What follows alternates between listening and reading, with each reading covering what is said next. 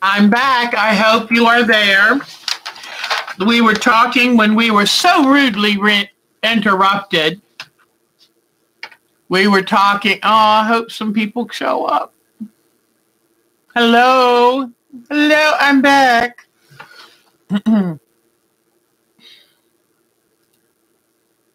I'm back.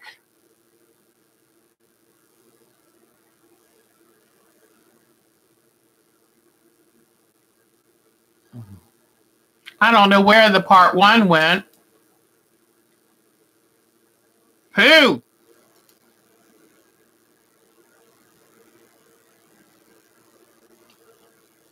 Okay. I hope you are there. I hope someone knows where I am in outer space. Hello.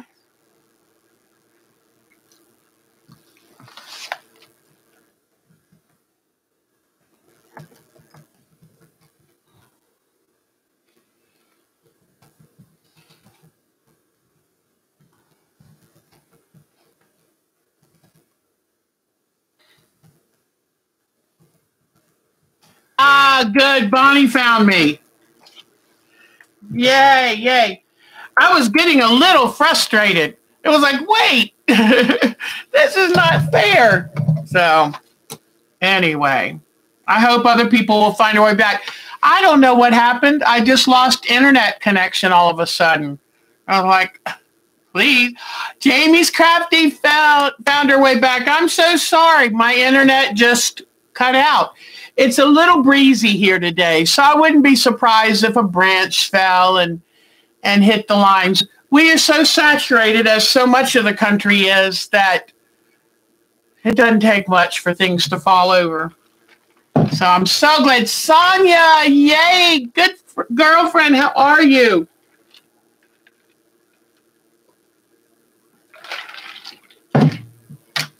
I was thinking, I meant to finish this. I was thinking earlier that I had a couple phone calls and a couple people needed some information right away. And I was trying so hard to get everything ready to visit with you today.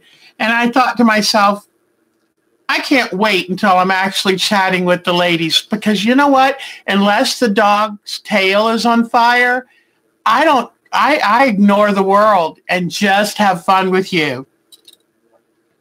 Oh, honey, you have a stomach virus. I'm sorry. That is not fun. So you take it easy, and we'll try to entertain you today. So, but I don't know what in the world that my internet did.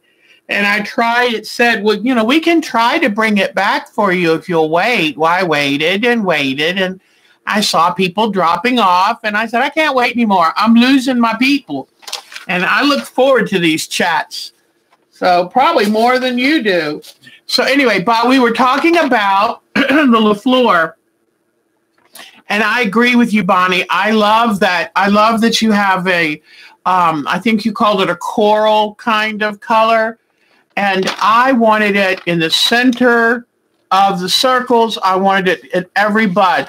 What I was trying to tell you is, see how she used a big print here for those ends? That kind of bothers me because I can't tell where the design ends crisply. Now, maybe it's because I have a very tiny pea brain, but do you see that, like, I don't like on this leaf, where is the edge? It's hard to define. And some of the buds look pink, but then some of them don't because it didn't fall on that fabric. And even within the actual block, see that? That's not really that pink. And I love that pink. This is personal preference. But I said, I want all the centers to be my peachy beige. I want all the buds to be peachy beige. So I used 3 different fabrics to do my applique. I used black, solid black for those center things. Well, actually, I used 4 colors. Then I used well, let me see if I have any. Where I connect this stem to these leaves, oh, here it is. I use black for these short stems. Then I use this black pattern for the fleur-de-lis and these flourishes right here. And then I use the peachy beige for the buds. And then I added another color for this center because I wanted to bring the green in it. Since my colors are so monochromatic and there's green in, see the green that's in my focus fabric? So I added the green there so that it would show up good. So it's up to you, Miss Bonnie, because you're a very talented quilter. But for me, I wanted the same color in everything that looked like a bud. And that way it would give it a little pop. You know, I like that. So, but that's my choice.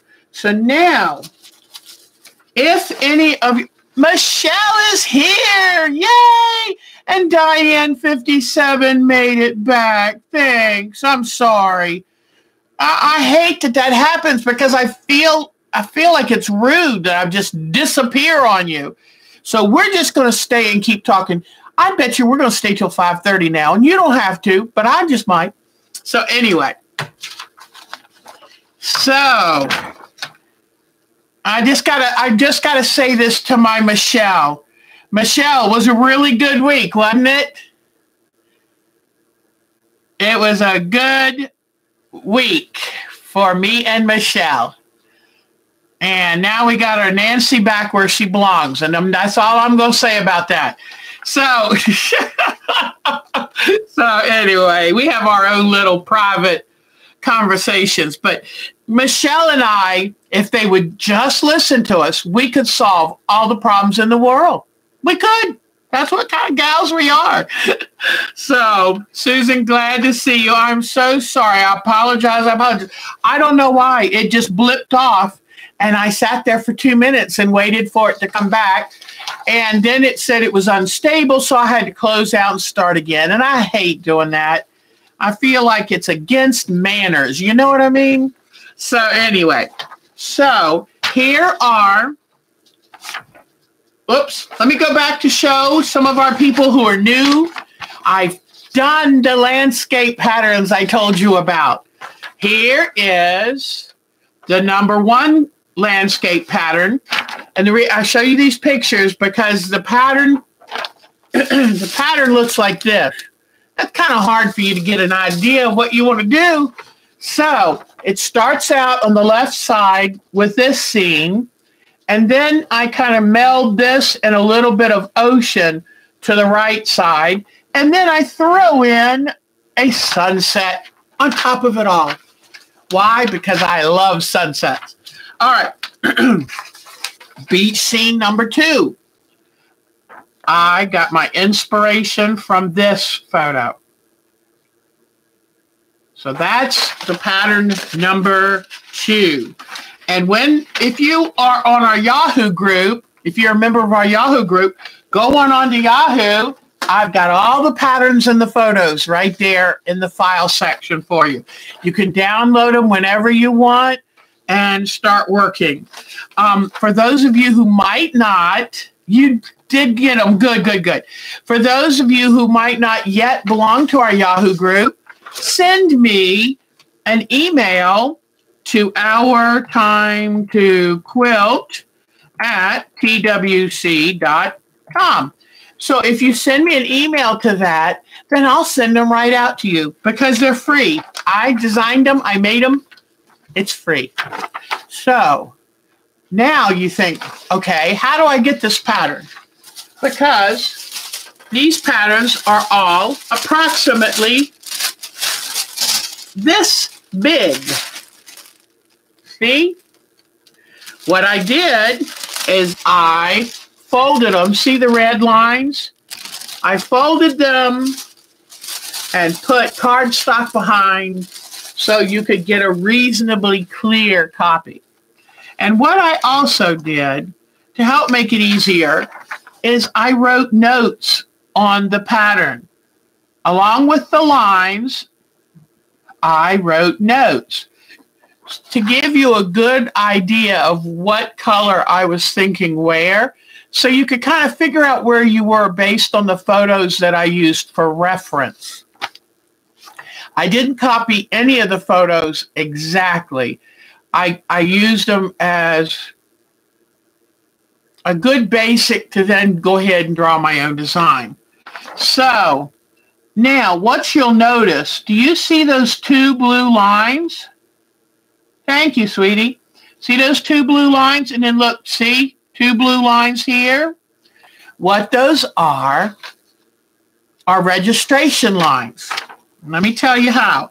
Because I wanted you to be able to print the pattern out on regular copy paper at home so that you didn't have to go through a bunch of stress.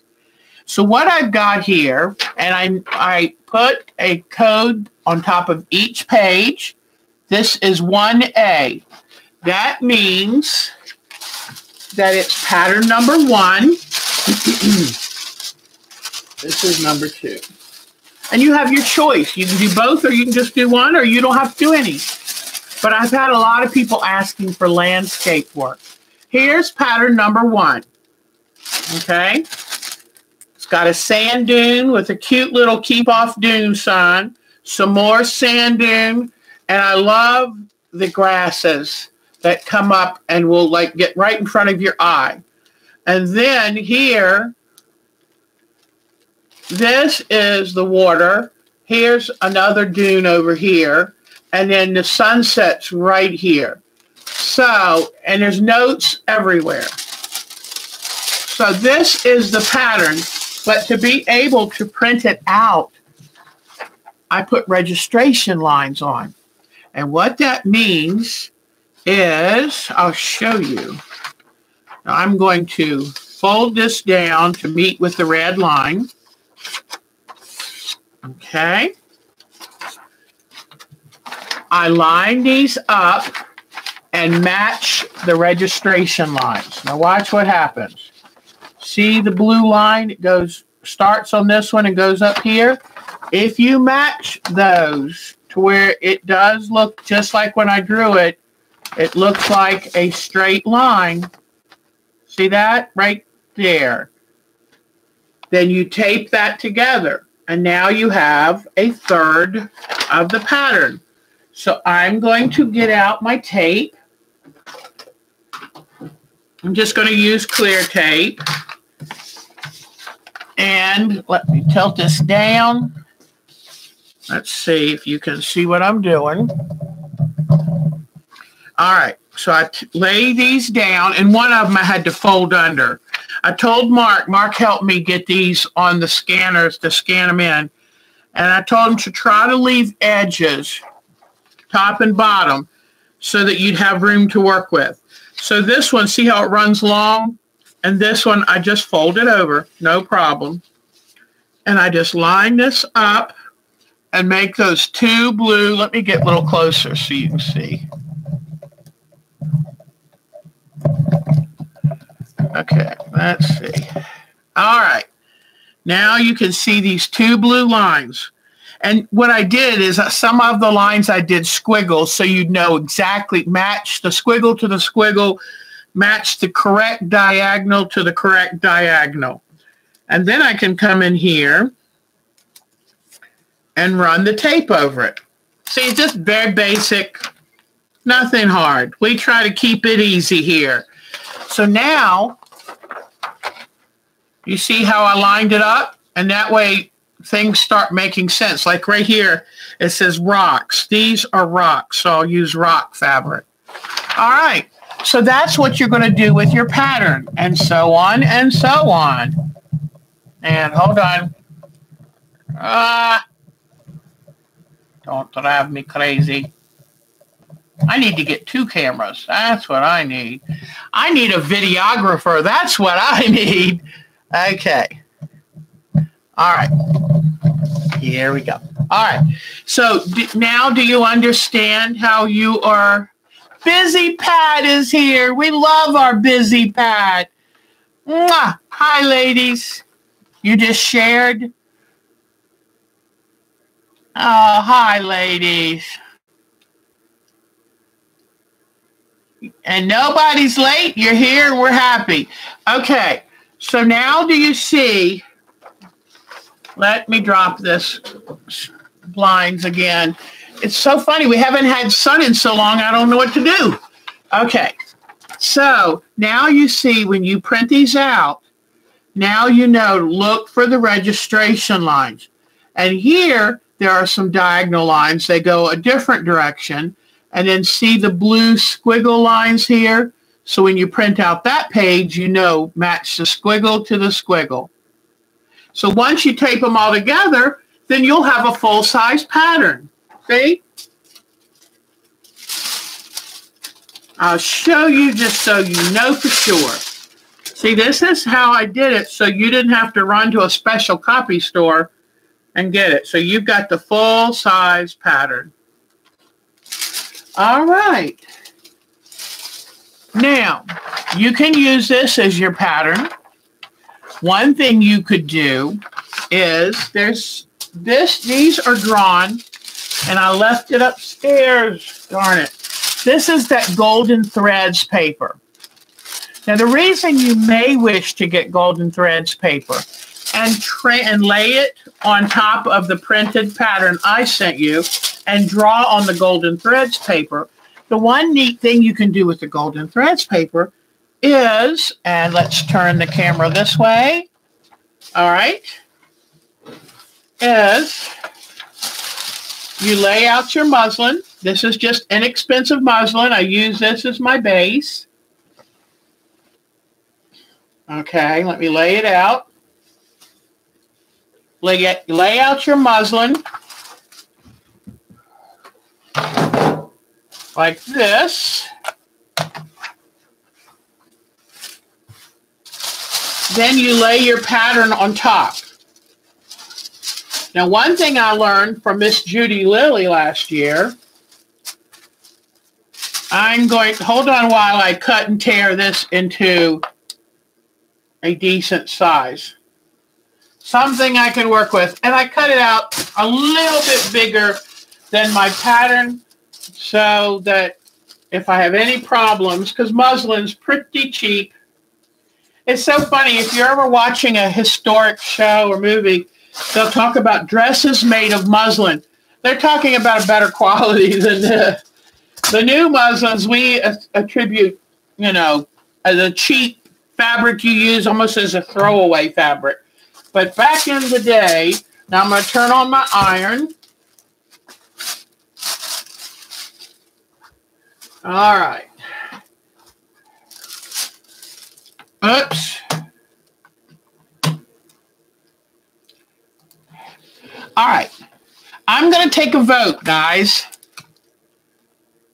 You got the picture of two? Okay.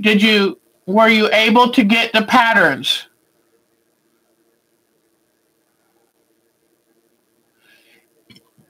Yeah, I agree with you, Bonnie, so far as the buds. I want consistency, and I want that pop of color. All right, so any of you who are on the Yahoo website, all the patterns, the files are there. And I'm going to just start working on this. Now, I have a question to ask you.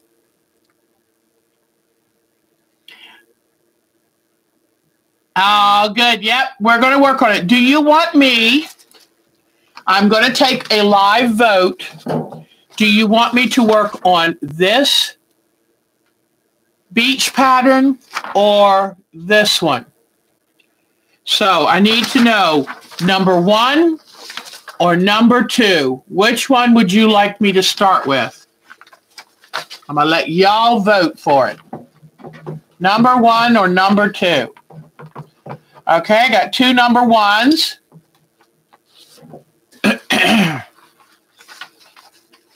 Yeah, Diane, if you look in the files, you will find there should be all the patterns there. And if not, I will send it to you. Number 1, number 2. Okay, we got 2 2s and 4 1s. Any other votes? Okay.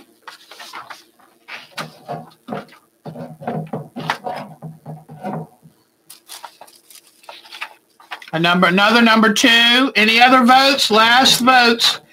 Do you want me to work on today? Beach number 2 or beach number 1? And don't worry, because for the next few weeks, we'll keep working on this and the Lafleur. So this is number 1 that has the dunes. This is number 2 that has the ocean sunset. So it's looking like we're going to... Okay, you don't have to participate. It's just... you don't have to participate. It's just which one would you like to see me demonstrate? I like to give y'all choices when you can, because, you know, everybody needs choices. All right, sweetie. So this is the one I actually had out. This works great. Now, one thing I'm going to do, this is how I start. Okay, and I laid the pattern and cut it an inch or 2 bigger all the way around. Then I'm going to get my can of heavy starch, and I'm going to starch this puppy because I want it to lay still. I want to be able to count on where the fabric is when I put the pieces down on it and the things I do to it. Now, if you ever notice when you use starch, because the reason you saw me slow down just then, if you ever use starch and it flakes off, it's because you didn't let it absorb into the fabric long enough. So you're supposed to, women in the day, women when they starched things in the 50s and 60s, knew to spray the starch on or soak the item in starch, wring it out, and then roll it up and put it in a bag or in the refrigerator or the freezer and let it sit for a while and then bring it out and starch it. So if you ever notice you have starch flaking off, just starch it and let it sit. Bonnie changed her vote and she's going for number 2. Okay, let me see. There's always one person that's got to make it. Let me see. All right. So let's count again. Okay. 1, 1, 1, 2, 1, 4, 2, take away 1, 3. Okay, I think, well, let's see. Okay, I think we'll go with number 2. And then that means next week I'll also work on number 3. Now, I'm just going to kind of gently press this just to make sure that all of... Now, when you tape your pattern pieces together, don't iron over that clear sticky tape or you're going to have a mess. All right. So now let me tell you this. This is the way Miss Judy Lilly, wonderful woman who teaches at the Myrtle Beach Quilt Party. This is what she taught me to do. And it's a great idea. This is your pattern. I've got my now starched muslin underneath. I lay my pattern on top, and this is the benefit of using this golden threads paper. What I'm going to do is pin the pattern. I starched it so much it stuck to the table. Okay, you could even, if you wanted to, go up here and baste it with a little stitch on your machine. But what I'm going to do is I'm going to pin that pattern to the muslin. Okay? You might wonder, why is she doing this? There's a good reason. Because you want to make sure you've got a pattern to use. You want to make sure it stays in place. Because you're going to be making some specific cuts of fabric. And you're going to want to make sure that everything, you start from the same junction again. So this way, you can lift it up, put your fabric in place, and remember, I've got my school glue because that's how I put my things in place. You could use a glue stick. You could use whatever, but this is cheap and it works good for me. All right, now you look on your pattern. Both patterns have marked a horizon. Here is the horizon for this one, okay? Right here. This divides the water and the sand from the sky. If you look at our inspiration, you'll see that it's 1/3 sand, 2/3 sky. Now, you can make it whichever way you want. This is your world. But do me a favor. Never do a painting, drawing, or quilt that has the horizon right in the middle. Nor do you want it to be right in the something to be right in the middle here. So just set it aside. The 1/3, 2/3 rule is a really good rule. So I'm now going to put this on my copy thing. And I'm going to sit it over here so we both can see it. And I'm going to start auditioning fabrics. And auditioning is just what you'd think. I want to see if I think they'll work. Let me move this in just a touch. Okay. Oops. Let me try to get this camera at the best angle, guys. Yeah, starching before cutting is a great idea. Starting before, I tell you what, it really improves your accuracy. A lot of times people think, oh, they're no good at something. Well, it's just probably because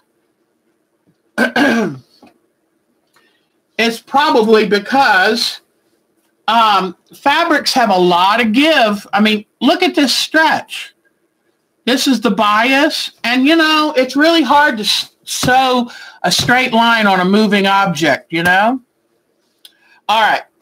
I'm pulling out some ideas of skies. Now this, the color scheme is good here. I wouldn't use this one. This is too bright and definite, I think. Too many, too bright, too much.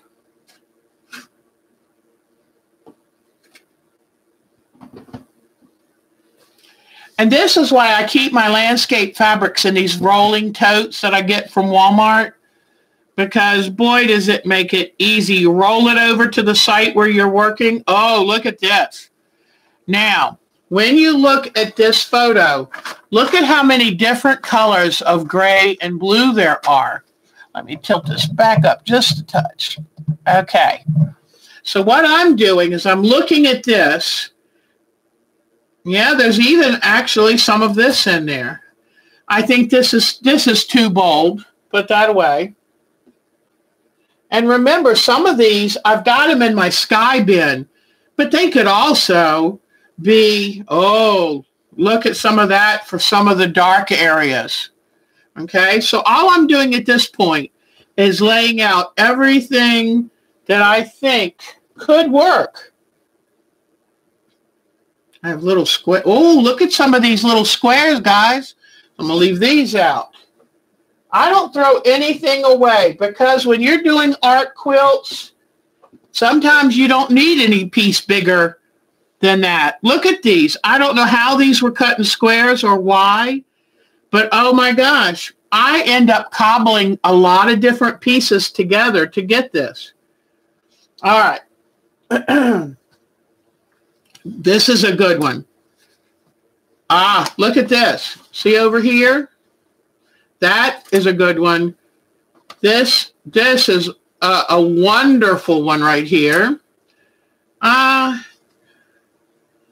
don't think there's any white that's that white. So I'll put that back there. This is very cute and glittery, but too bright. I don't know why this was in the sky. Oh, yes, I do know why. Because do you see how it has some yellow and stuff? Well, guess what? Look here. Look at this whole band of sky under here. There it is. Look at this. Isn't this cool? And yes, I do. I don't use fabric paints. Busy Pat asked if I use fabric paints. I first just use fabric. Then, if I want to add fabric paint, I will. And then lastly, I use thread. So it's a layered effect. So here we go. This is a band of sky below the clouds. And this is perfect. See, it has purples. It has yellows, oranges. And you know, when you look at this in a store, do you ever think, oh, this is a sky? But then, guess what? So, landscape quilting is, oh, look at this one. Look at this one.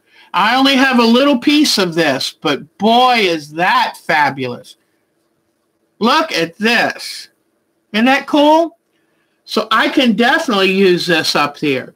So this is in the yes pile. This is in the yes pile too, right up here. Now, I think this is too bright, too bold. This is some fabric I dyed because you know what? Hand-dyed fabrics can be very helpful. So I'll keep this in the yes pile. This is definitely in the yes pile. I'll keep this in the yes pile, this and this. All right. So now it took what, 5 minutes? If you get your system and you get organized very fast. So I'll put this up here. These are all the yes piles. Now I need some yellows. I need some more things for the sunset. Oh, and look what I also had put in the sky pile. It's kind of a greeny bluey, but then it has some yellow and stuff. I don't really see that much of that in there, but guess where I do see it? A little bit in the sand. So I'm going to put this aside for the sand later. But now look what I have here. Here's one of those gelato ombres, and it goes from purple, deep, looks blue, but it's really deep purple through burgundy, red, orange, and yellow. So this is definitely needed in the sky pile. And then there's one color I don't have in the sky pile that I really need, and that's a yellow that's so pale it's almost white. So I will remind me to look for that. Now, I'm going to work on the sand. All right, so I've got all kinds in my sand pile because I think you know, look at this. Isn't that interesting? Because this came from a beach here in North Carolina. We don't have white sandy beaches. Oh, your stone fabric would be lovely, Bonnie. It'd be lovely. Yeah, a pink tinge on it. Good job, Diane. This is what oh, y'all are so good. This is just what I want you to do, is to kind of look at what I'm doing and say, I think I would do that. I think I would do this, because that's exactly what I want, is to inspire you to say, what would I like? This, you don't have to do what I'm doing. That would just be copying. Think of what you can add to make it yours. I'm just trying to give you a few techniques that work for me and give you inspiration, and y'all are already running with it. You're very talented, and most people just don't realize how they've got the talent inside them. And so this, to me, is right pretty. Because remember, the sky and the water, they're all reflections of each other. Look at this water right here. Look at this. It has some of the yellow gold. See the reflection off the water? Some of the gray. And what you do is you fussy cut. What part of this fabric would go good where? Oh, look at this. In fact, Bonnie, I think I ordered these from, yep, Thousands of Bolts, because I said, I'm going to get, oh man, this is the sand. Okay, this will be for the water's edge. See, this is a wave that's smoothed out, that little thin skim of water right at the edge. That's going to be for this. Now, let's say I tend to be forgetful, so guess what I'm going to do? I'm going to get an ink pen, and I'm going to write the shallow I'm going to call it a wave because it used to be a wave. So I'm going to take this masking tape right on here, what I want to use this for. See that? Then that way when I put this in the pile, I do not have to worry. Now, what was I doing that with? This is going to be the shallow wave. And our gray sand that we have on the North Carolina beaches, look at this. Is that awesome? And when you can find a fabric like this, this does a lot of the work for you. Isn't that great? It is talent. Kim, people don't realize that if you just follow patterns, you're just copying what somebody else did. But when you can branch out or do something different, or even if it's a mistake that turned lucky, there you go. That's talent. Now, I do need a little bit of a brownish in some of these areas. And, ooh, this would be good in some of the sky areas. So, guess what? That's going to go up there. I don't really think this beach, it has a little bit of tan, so I'll keep this for the beach. Oh, this is really good. You see this? You see what these are? These are different areas that the tide came up, okay? They're now at low tide. Back when it was high tide, here's the highest tide. Then here's an intermediate tide and the lower of the high tides. And what this is where the ocean, the wave action, shoves and leaves material up on the beach. And that is what lets you know how far the water comes at high tide. There's always a delineation of some sort. Most of the time, this is seaweed, pine straw, whatever organic material. Then another thing to notice that here's the edge of the water. There's actually wave action out here a bit, but here's the smooth edge, that water that's left as it's going back. The wave has come in, and what's left going back out to the sea. What this dark line here is the wet sand, because this is how high the water's coming up, but the water's actually seeping into the sand, and it leaves a nice dark line. So that's what I'm looking for. Now, this fabric I just found is perfect for in here. I mean, look at that.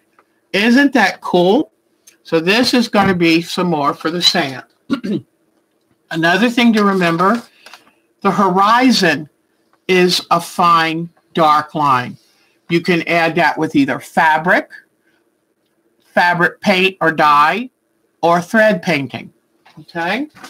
Right now, we're not looking at little tiny design choices. We're looking at the big picture. So, one thing I realized in looking through my sand fabric, I don't have enough shades of gray. And I am realizing that not all sand, I mean, this is fine for Florida, but this kind of a pale sand doesn't happen in North Carolina. Not much anyway. So all these shells, you don't find these shells in North Carolina. So now, this is your beach. This is your world. You do what you like in your world. If you want all these, put them in there. Go for it. I'm going to give tribute to the North Carolina look.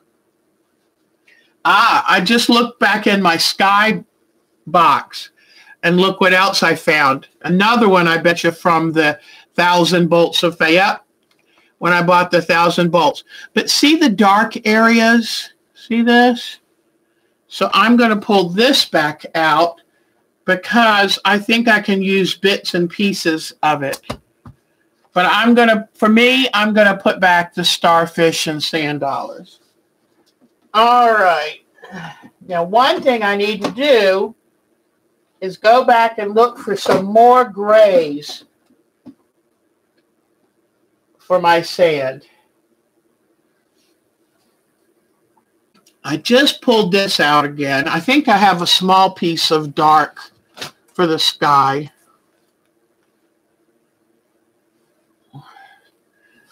But you know what? I need this for these areas. See that? So this goes back. So who knew the sky had that many colors? Oh, thank you, sweetie. All right, so now I've got this, and I was just looking at this. Do you see this fabric? Do you see these little designs? If I fussy cut that, couldn't that be froth from a wave? So I think this is going to be in the water. Now, because I might forget this, I'm going to write on it that this is for the water. Because that way I don't have to worry when I'm getting ready to cut fabric. I don't have to rethink it. All right, so now I've marked that. And so I've got sunset. I need to find a pale, in fact, look at this. Look how good that looks.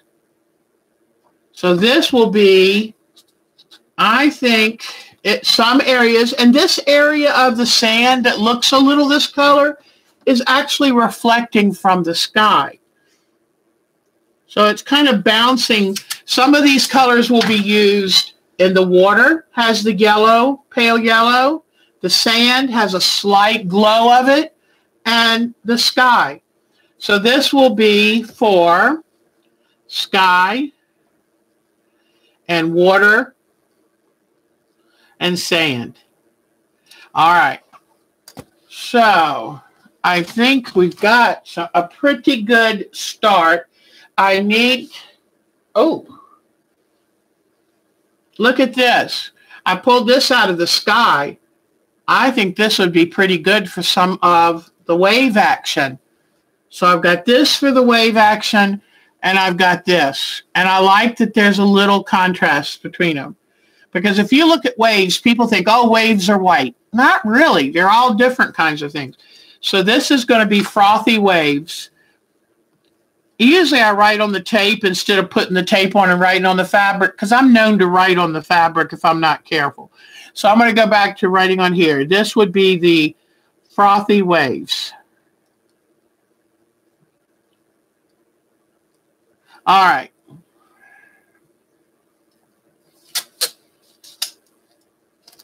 All right, so now I've got that. And then I've got this, and I think this also would be really, really good with the water. All right, so I've got sand.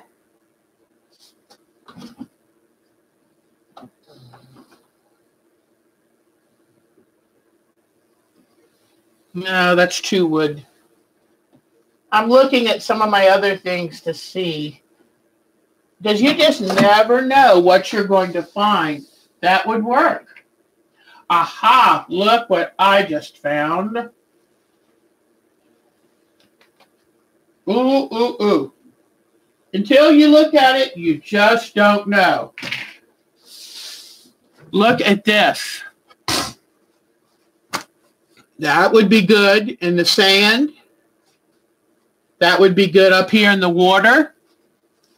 Maybe even a little bit in the sky.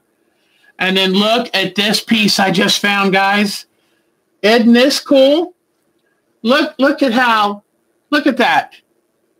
Isn't that awesome?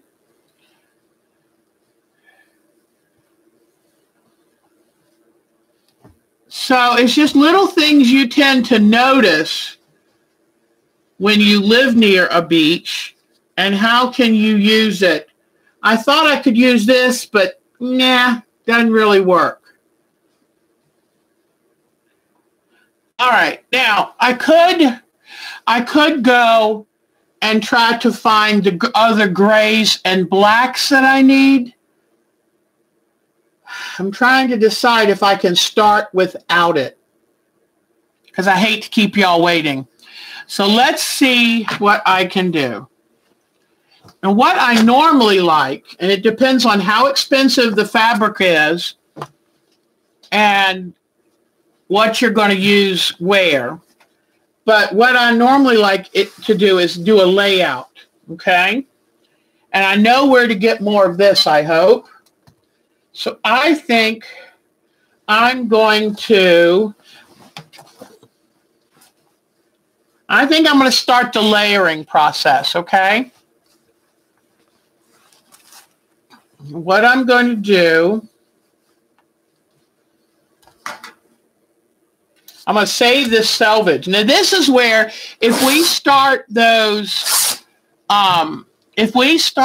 binders with information about our quilts, I could put this selvage, or at least a piece of it, right. Oh, here's the number. Is this the number you were talking about, Melissa? But I could put this, glue it right on the page in that binder and keep the information about working on this quilt. But I'm thinking I'm going to be bold. I mean, that's who we are, right? We're bold. So quilters are bold. So I'm going to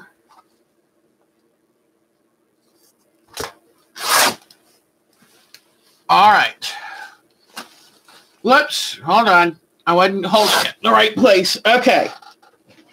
I'm going to be bold and tear this.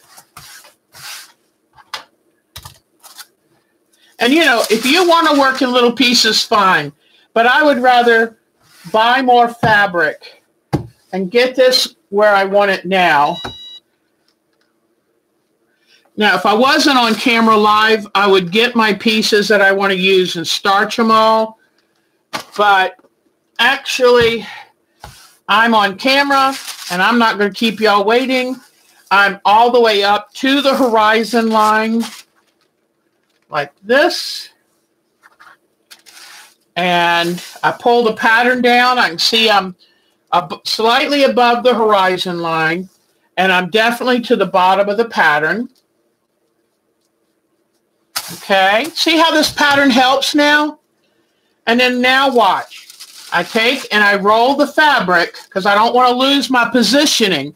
So I pull it up half the way, and then I come in here and I go dot, dot. Whoops. I just dot, little dots. Then I roll it back down. And see, that way I don't want to lose my positioning. Otherwise, I'm wasting time repositioning. So now I pull the pattern up, pull this half of the fabric back, and put my glue dots on. See, this is very precise work. Just teasing. You'll be bold by the time you finish with us, Miss Laundered Cottons. Okay, so I accidentally pulled that back up, but let's see. Now, let's say you don't want to wait for the glue to dry. I'm going to actually reposition it just a touch higher. Now, pull this back down. See what's nice about having the pattern pinned to it? It doesn't go anywhere. I tell you what, one good teacher is worth everything. And Miss Judy Lilly, she's an artist. She's a painter who then went into quilting as well. Talented, talented woman. All right. You don't want to take a long time for the glue to dry. Just iron it. So you iron the fabrics, and that'll help dry out the glue. There you go. So now I'll pull my pattern back down. This is what's called blocking. I am just blocking out the color. And Now, this is from the horizon up to the clouds. Well, I know that that is mostly this color. So guess what I'm going to do? I'm going, now if this bothers you from wasting too much, then that's okay. Do it your way. But fabric is my paint, and I need a good amount of paint. So this looks like 3 inches. See? So I will put this here.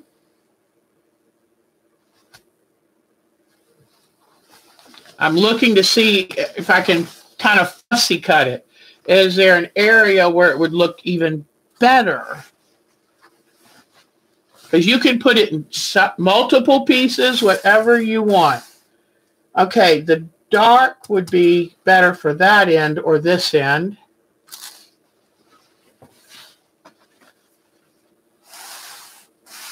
Oh, it's your first lesson? Good. Well, I tell you what. You know what it reminds me of? It reminds me of coloring, pasting, and cutting out, you know, just crafting when we were kids. And if you approach it like that, then it's so much fun. And it takes all the scary part away. Because it shouldn't be scary. It should be fun. So now I'm going to cut it here. And then I'm going to tear it. Yeah, it doesn't have to be very tall. Tearing it's the best way of saving fabric, keeping it on the straight of grain. All right, so now here I've got this, and I know I'm looking to see where the light and the light. See how this? So I know that I'm going to put it this way facing up. And this is a batik. So now this is going to go right here. I have to make sure it doesn't cover my horizon line. So, and horizons are pretty straight. You don't have to worry about, you know, if you had a big enough, wide enough piece, sure it would curve, but we're not that big. All right, I barely didn't make, well, I could have made this piece a touch longer, but here's the horizon line. Looks pretty good. It's following the horizon line. So now, since this is not very deep, remember, we don't like to keep moving this fabric around. This corner came up a little easy, so I'm going to put a little touch more glue. All right, what I'm going to do with this one is pull it back a few inches this way. Then go back down here. By not lifting the whole thing up, I don't have to reposition so much. I'm putting another touch of glue. For whatever reason, it's taking a little more glue. I don't like putting too much glue because wherever the glue dries, it's real hard to sew through.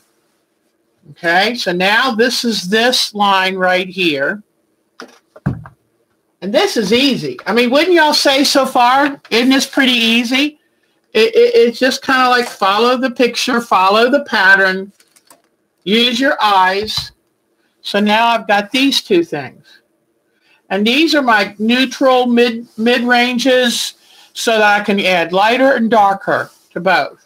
So now I have to find what is a good thing for my sky. Part is a good background for my sky. I hate to use too much of this sky fabric because honestly that costs money. This is a lot more expensive. Pardon me.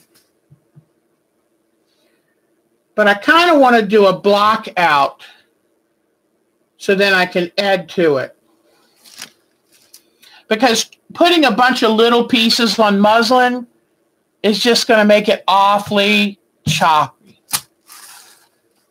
So So this is just very, very easy. And anything you do can be undone. It's even easier than painting. All right, so these are my accents. I don't want to use too much of this. Ooh, now this is where this might come in really good. Or my hand died because, pardon me, this is not that fancy. Boy, this is why, you know what? If I really do a lot more landscaping, I'm going to want to purchase more fabric. Let me see. I hate to use this much of sky. Sky is very specific. This, it's real easy to get blue batiks, but they tend to be a little more expensive. And that's a good size piece there. I'm thinking I might go with this hand dyed because as you can see, it was just like a leftover piece, leftover dye. Didn't quite work out that good, but it gives me a good basic, you know, a good, even enough background. Now, is this going to bother me?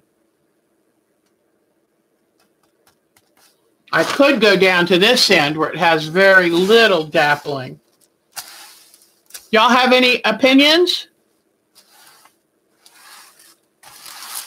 Oh, well, like I say, you can't mess anything up. Remember when you were a little kid and you had a brand new coloring book and a brand new pack of crayons and the world was totally open. You could do anything. The worst thing is if somebody came up to you and said, you're not coloring in the lines, especially if it were an adult. You should never do that to a child. And I had a godmother who was an artist, and she would give children in her life plain paper, plain paints. She didn't even believe in coloring books. And yeah, I like this for my sky because what it does, if you put little bits and pieces of this, it's hard to cover all the edges.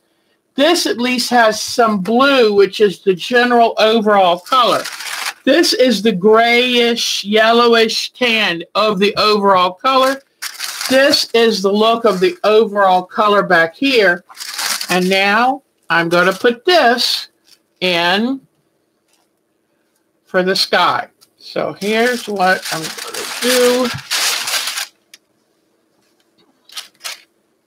But it truly is this easy. Now this has a little bit of a messy edge, so I'm going to straighten this back out. And this is why I think tearing is so important, because it's the only way to get a straight edge on natural fabrics. I wouldn't use this on polyester, but on natural fabrics, you can get a nice straight edge. So now I'm going to put this here. And let me look again at this. I don't think I have it down far enough. I don't. Okay, so here's my horizon. Good. Yep, it's not down far enough. I'm about an inch too high. So I'm going to bring this back down.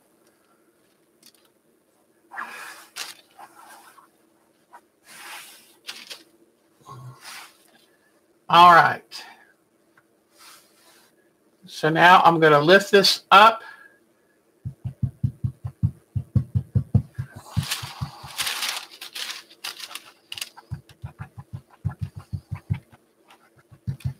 All right. And understand something too. There's something you all need to know. That a landscape quilt is like a 13-year-old. At some point, it's just like a 13-year-old where it will look awkward and weird. It'll morph into something you're like, what is that? And that's okay, because just like that 13-year-old, all of a sudden they turn into a 15-year-old and you're like, wow. So right now, this is the toddler stage, and it's all sweet and cute. And as you keep adding more and more, just think it'll age with you. You'll get an awkward point before it all comes back together. Okay. I was worried a little bit because you can see the outline of the light fabric under here. I was a little bit concerned, but I'm not going to be, because if you notice here, there's a dark line along this cloud bank. Now I do want to cut back some of this, even though I tore it, it's coming, it must have gotten ironed out of position. So I'm just going to come along and even some of this up. Show a little bit more of that skyline.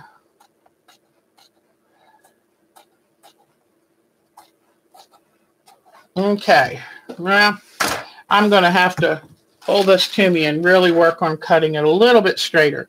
I don't have to be perfectly straight. Let me tell you why.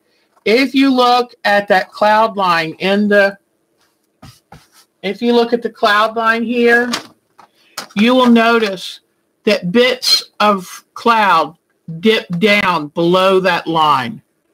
So see how it's not perfectly even? That's okay. So I will take time in a minute to do this a little more straight. And usually you work from the top of a piece down. And it's all up to you. If you get really anxious and excited and you can't wait that long, then do whatever. But it usually just kind of works out better if you work from the top to the bottom. And I tuck this up. Sometimes you might have to move a pin and bring. So if we start at top, okay, now let's have some fun. I need a very light piece to put in up here. Well, I'm going to let the fabric do the work for me whenever I can. So I'm going to cut out this, and I'm roughly going to cut it out to the shape that I'm seeing. Now, remember when I said this is the picture I used for reference? That's exactly what I mean. So I put this up here. Is it perfect like it shows there? Nope. And does it matter? Nope. So, in fact, this looks a little bit lighter than what's on there. So I'm actually going to take this and kind of do a little bit of a wavy line up top. Okay. So here we go. I'm putting this, and I just start at it. Have at it. Okay. I'll put some glue and pop this down. All right, there. That's easy. All right. Now I need some of this dark, bold blue. Dark but bold. So I go back through the sky colors I had saved out. Okay.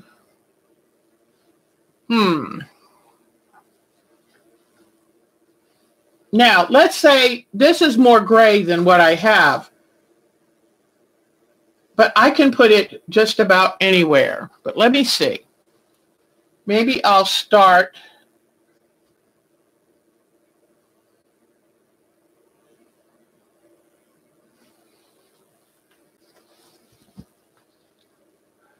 the tone's not going to be the same here as that. That's a purpley blue, but I have to remember this was printed, so I can make it whatever I wish. Hi, Vicki. How are you? So what I'm going to do now, oh, look at this. This looks pretty good. So I'm going to cut this. And what I'm trying to do is this piece right here.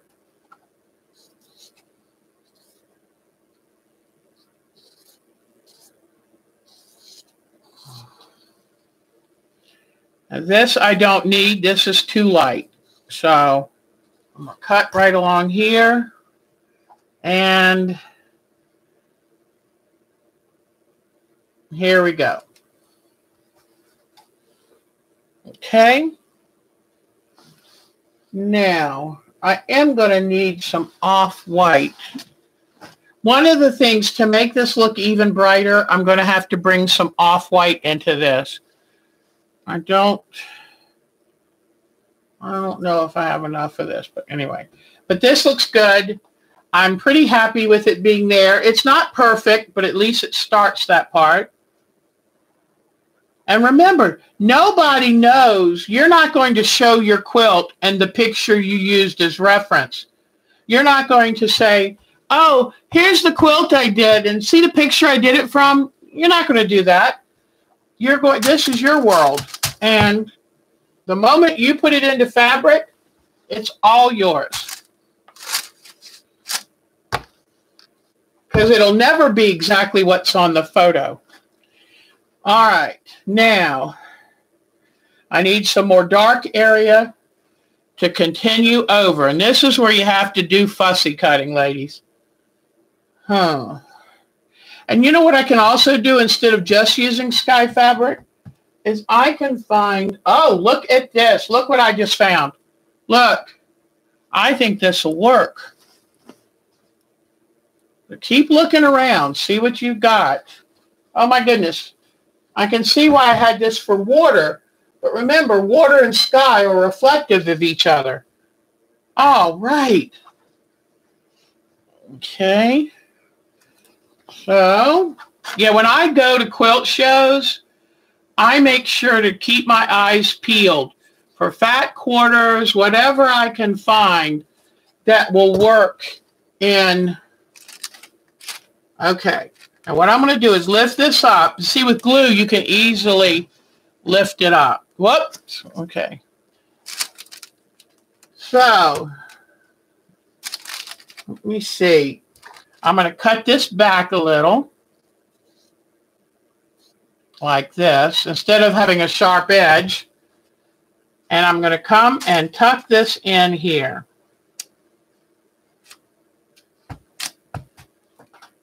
Okay, see what I'm doing here? And this is going to be this area.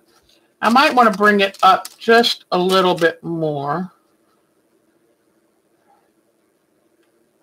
Okay. The photo is a reference, but it's not an absolute. And like I said, nobody knows. And save your scraps, because one of these might come in good to do an outline of a dark place. So save that while you're working on this. And see how this is too tall? So what I do is I cut it in a squiggly design, because nature has very few absolutes. Save that. You will use it again. Now this is shorter like I wanted it to be. Let me do some glue.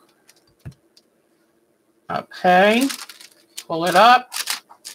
Now it's not as deep. Okay. And now put a little bit more glue back on this. But I do like that this glue is so forgiving, and you can pull it up and lay it back down. So you see what I've got going? Is this making any sense to you? Let me, where is my mouse? Whoops. Okay.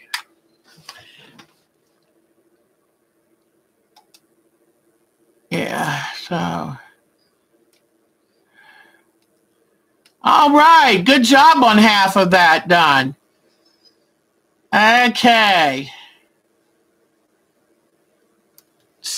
So we're just going to, now we need a darker color even than this. I don't want to use my darkest yet. I'm going to save that for here, here, here, and over here. So I'll put that where I know where it is. Oh, this might be good now for bringing in these areas.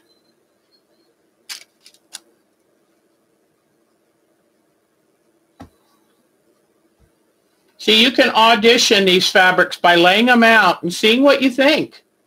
Oh, these are good for up in here. These have the orange, the yellow, so I'm going to put those aside. But this could go up here. This could go up. Because if you notice, it's a little more gray here. Then this is more blue.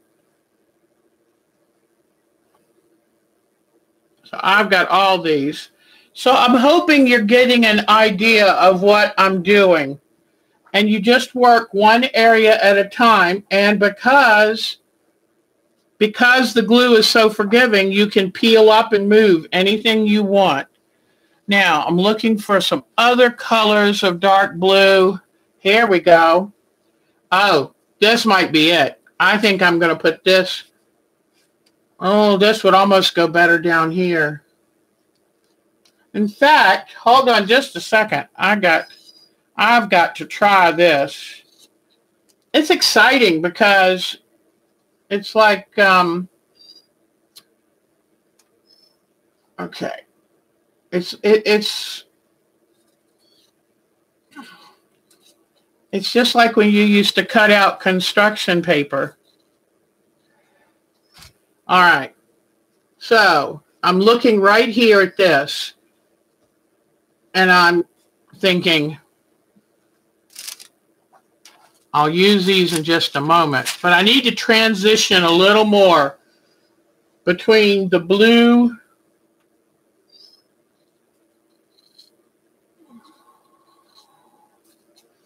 Okay. There we go. There we go. I like it.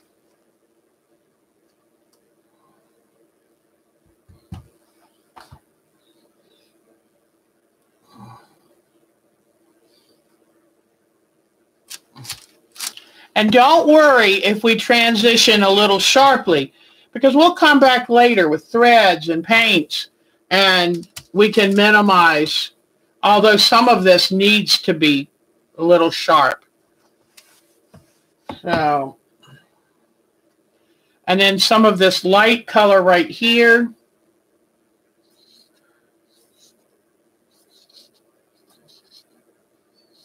Sometimes it helps if you squint. But like, look at this. I'm looking at where this is starting, and I'm thinking you just come up, stick it underneath here. And then every once in a while, come over with your iron and dry the glue so it'll help stick better. But can you see where I'm going with this? It's just pretty simple. And I'm going to, oh, wow. Look at this, gals. We're getting ready to close this out. I thought, oh, I'd like to leave them with a nice strong point. So I'm thinking,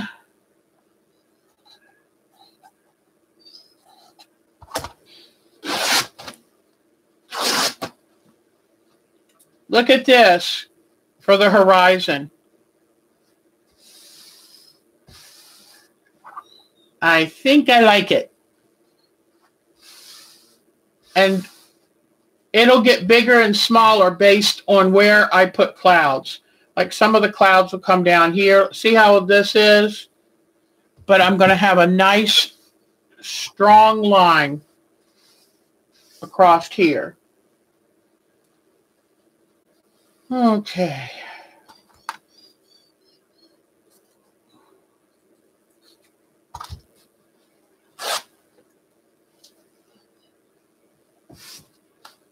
So that's going to be my horizon line. And then this is where these can come into play. Remember, no straight lines. Make everything curvy and soft. But look here. Now this will come down onto that. These with the yellow, these will line up over here. I just have to keep all my edges soft and curved. Okay, so this with the yellow.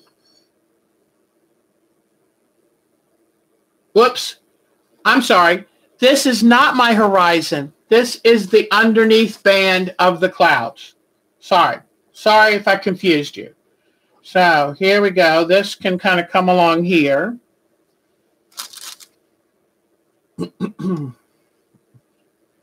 This can come along here. So as you can see, I don't always cut everything until I have it in place. But you just look at one little area at a time and see where you can go.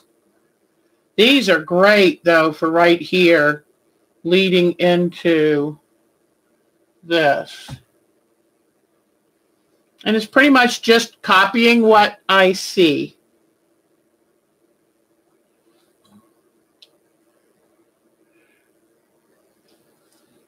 So do you see where I'm going?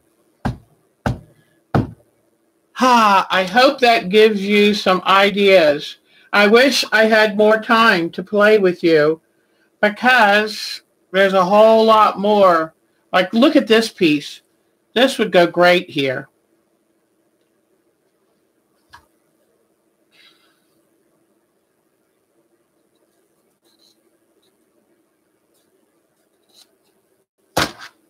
Okay, so look at this right here.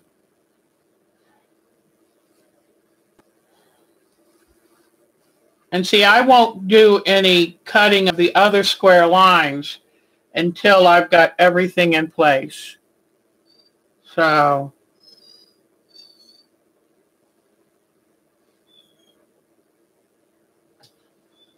let's see if I can bring it in a little bit and show you. Whoops. Whoops. Okay. So here I'm getting into some of the clouds like up here, and here I'm getting, whoops. Here I'm doing the sunny areas, and here I'm doing some of the cloudy. And it's going to look choppy at first, and please don't worry about that. All right. So as you can see, and then when you're done with this, pull the pattern down. It'll hold the pieces in place. And there you go. And here are all the fabric choices we pulled out today. So you need tell the family, no, you don't get to use the dining room table tonight. And set it out so that you can just work. And, let me close my glue. Don't want the glue dribbling on stuff. All right. Now, where is my mouse? Okay. I'm just going to real quickly scan to see what you might have said. Any questions you have? Okay. Let's see. Any questions that you have while you got me here? Yes, I will need to go get some white or off-white for the sky. In fact, I forgot I keep a drawer of white scraps. So this is going to come in very handy. I don't know if it's actually going to get to white. That's the thing. And let's say you need something. It's white, but it's not quite. That's where fabrics or dyes. Some things you can use tea bags. Some things Crayola markers and dip them into some water to get some of the color out. Maybe a black marker, dip it in a little bit of water, then dip the fabric. Now the fabric most likely is not going to be color fast, but if you only need a little bit, you dip the fabric in, it picks up some of that color. That's a good thing. Okay.